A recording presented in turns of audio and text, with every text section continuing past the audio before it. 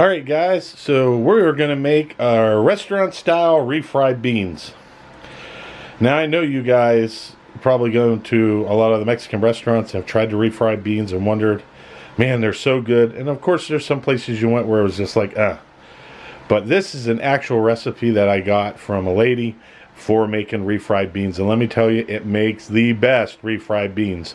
You can use this in bean burritos. You can use this just as a dip even. You can also use it as a side item for dinner. So what you're going to need is you're going to need 1 yellow onion, 1 block of sharp cheddar cheese, garlic, 1 slice of bacon, a shredder, and of course a cast iron pan. So let's get started. Alright guys, so the whole purpose of the bacon on this is so that you get the flavor from the bacon, the fat. You will not put this bacon in your beans. You can if you want, but I don't. Alright, so what we're going to do is we're going to cut strips of the bacon off after it's rolled up, and then we're going to cut it this way.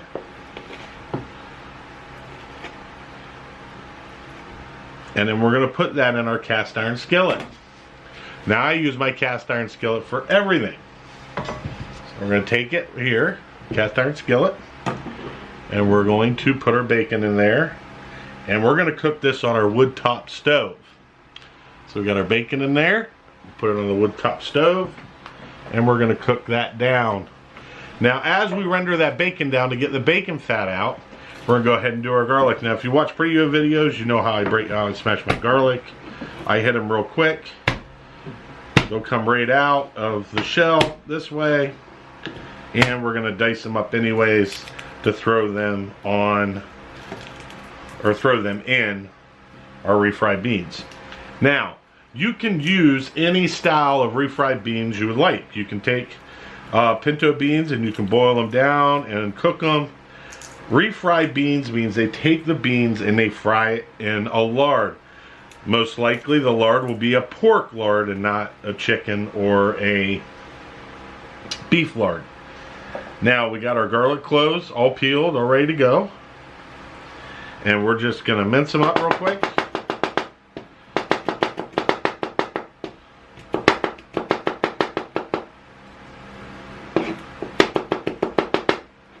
Alright, we got that done. Now we're going to take it here.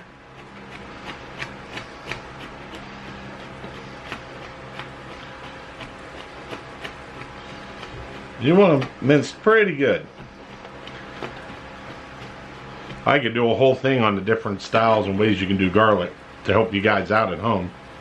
And maybe I will do that as a video one time. So we're going to push this over to the side. Now we're going to go with our onions. Pretty simple, pretty basic. Then cut the top of your onion. Cut your onion in half. Peel your onion. Please don't leave the peels on the onion. Makes it terrible.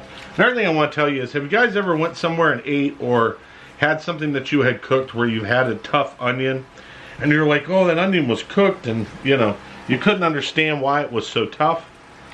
Well, here's the reason being, okay? See, there's an outer layer right here. This is the emerald tough skin on the onion that makes the onion tough. You want to pull that off. Now a lot of people won't see that, and they won't pull it off because you don't see it. But if you look at it, you'll look and see how the rings are. You most likely, if you can, you'll see. I'll try to get it separated for you if I can do it for you. Alright. I don't know if you guys can see that. Let me see if I can get the camera to focus in. No, I can't get them to focus in. Well, it's the outer shell and then the inner skin on the onion. So we're going to take 1 onion and we're going to dice the onion up. Alright.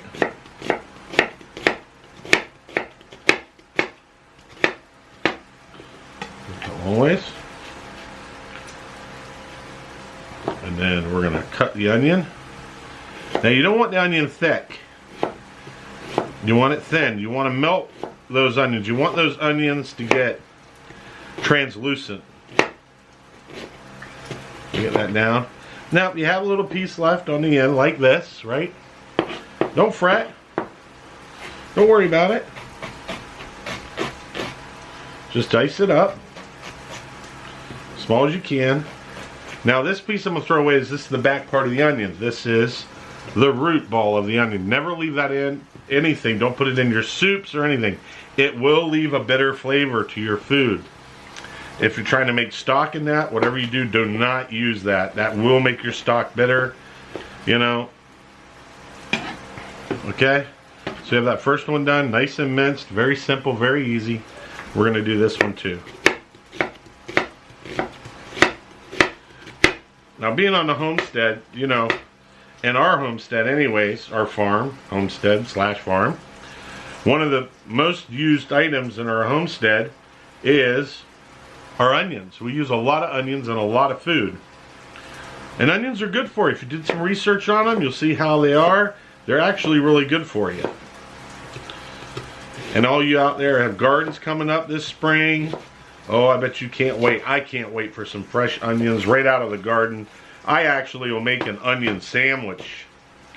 A little bit of mayo, a little bit of nice sourdough bread that you baked, and you'll have that. Now this is finished. So we have it. There's our onions.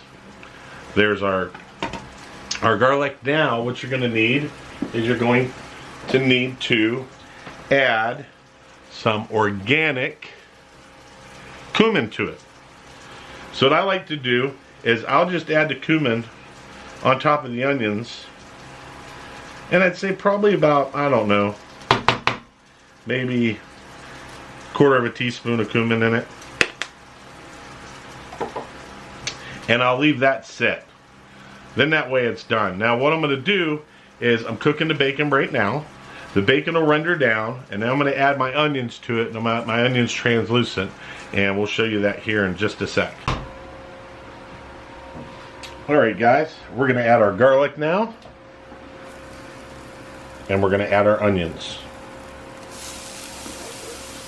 Now I didn't take the bacon out yet, and I'll show you where it's at. It's on this edge, so it's still cooking. And I'll remove that here in a sec. Now while we were off camera, I went ahead and grated up the cheddar cheese that will be added to the beans.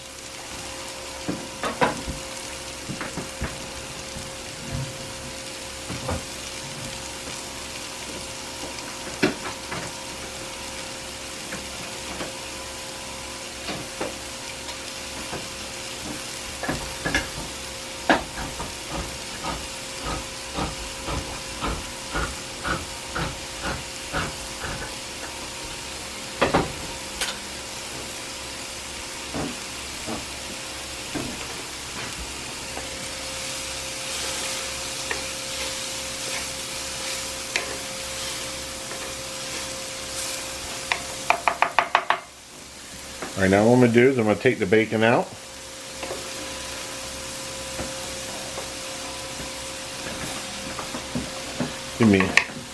Grab a paper towel.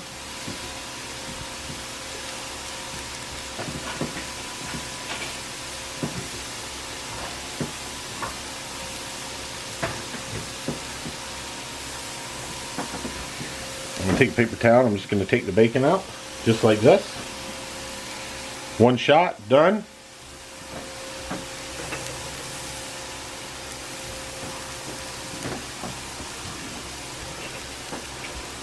And we're going to spread this out.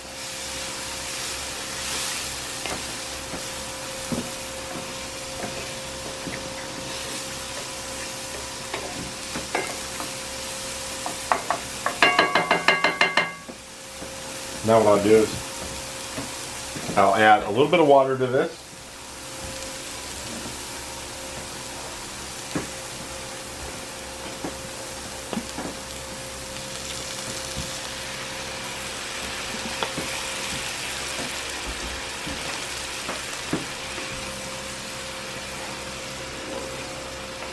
All right, got our water added now. And we're going to let that cook a few minutes.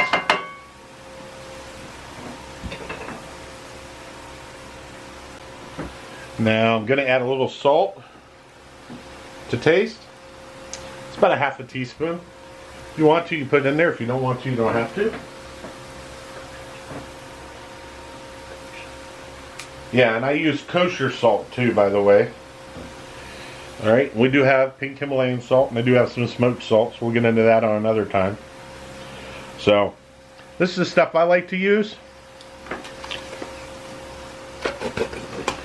Plops out of there. Probably don't look the best right now, but it will taste awesome. I just don't have the time to be cooking down pinto beans and refrying them and everything. So this is kind of a cheat method for me. Now, when we have bean burritos, this is what we normally have when we do bean burritos. I will make this up like this, and we'll eat this for a couple of days. Thing is, the recipe is so easy, guys. I mean, anybody can do this. Now what we're going to do is we're going to clean this up a little, and now we're going to add our cheese. And here is our cheese.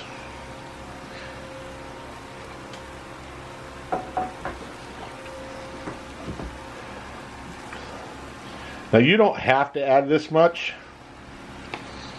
I would normally do probably about a half of that, but Amy likes the cheddar flavor in it and the beans, so I add a whole one.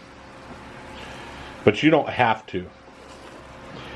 Now you want to see how the mix comes together, and if it looks like it's going to be a little too dry, you'll want to add a little bit of water to it. You will not hurt it. Just don't over add.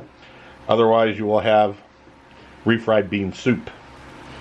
Which, you know, there's actually a really good recipe for that I can give you from making mistakes of not paying attention. Sometimes, you know, I would make stuff at the heat of the moment, and I would just start throwing stuff in there not thinking, and I would end up making a bigger mess than what it was worth. So we're going to let that cook down.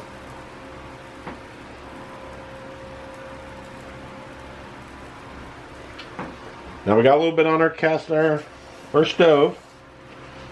So as soon as you drop something on there, wipe it off. Don't leave it on there,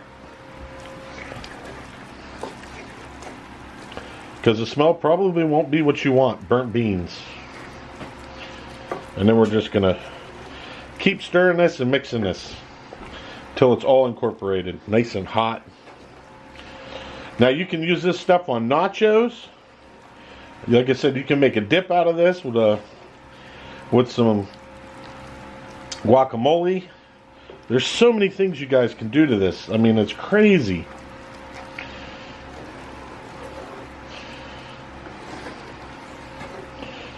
But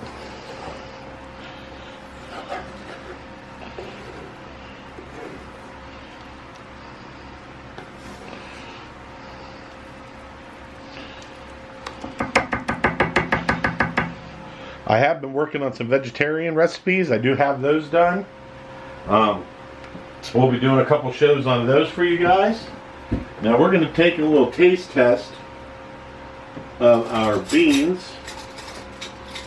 Let's see if they need anything.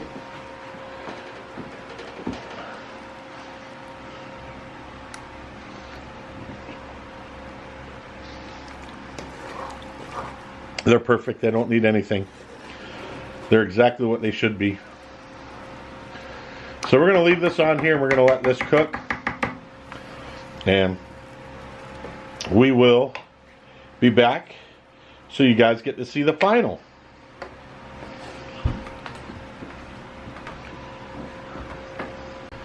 Alright guys, so we're just about done.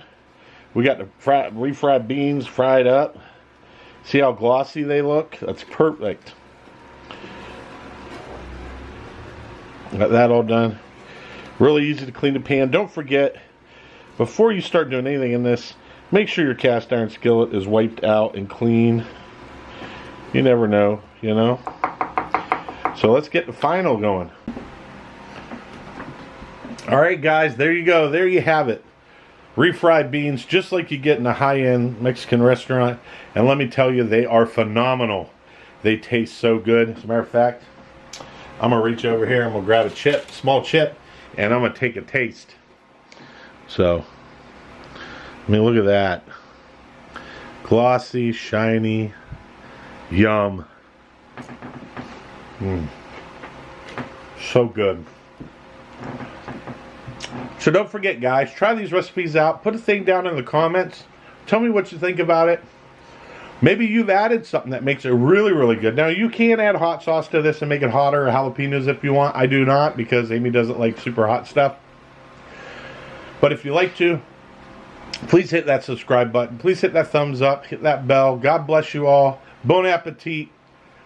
Go ahead and eat, guys. I hope you enjoy my recipes, and we'll see you real soon.